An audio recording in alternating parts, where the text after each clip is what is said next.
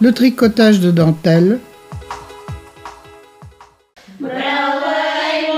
À l'époque patriarcale où l'homme choisissait sa future épouse, il tenait qu'elle soit laborieuse, qu'elle ait du goût pour que la maison soit bien arrangée et confortable en même temps.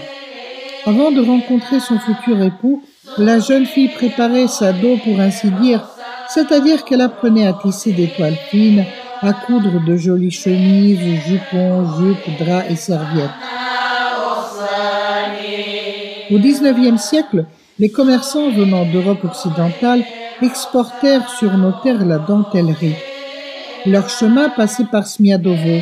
Les femmes du village firent vite de déchiffrer le secret de la technique compliquée du tricotage des dentelles et inventèrent leur propre modèle pour orner les tissus.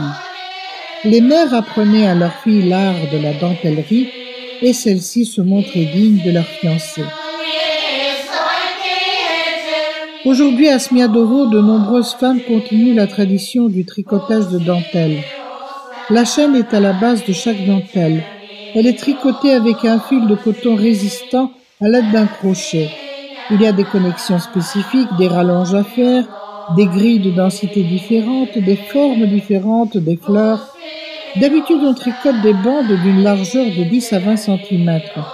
Ensuite, on les rattache au drap ou des nappes en longueur, en cousant les deux pièces ensemble pour faire beau. Les femmes les plus douées tricotent des nappes plus ou moins grandes de dentelles, des garnitures ou ornements aux vêtements, et même des blousons ou robes tout entières. Les femmes de Smiadovo sont connues par leur tapisserie brodée. Elles faisaient elles-mêmes la teinture du fil de coton ou de laine, inventaient leur modèle sur une base d'étamine. L'étamine est une sorte de canevas, de tissu aux fibres un peu écartées, avec de petites ouvertures pour faire passer l'aiguille avec le fil en couleur, de manière à obtenir une broderie bien dense. Les motifs figuratifs sont de différentes couleurs et typiques pour la région de Smiadovo. Ils correspondent à son folklore. Les tapisseries brodées finies étaient accrochées sur les murs pour embellir la maison et créer une ambiance agréable.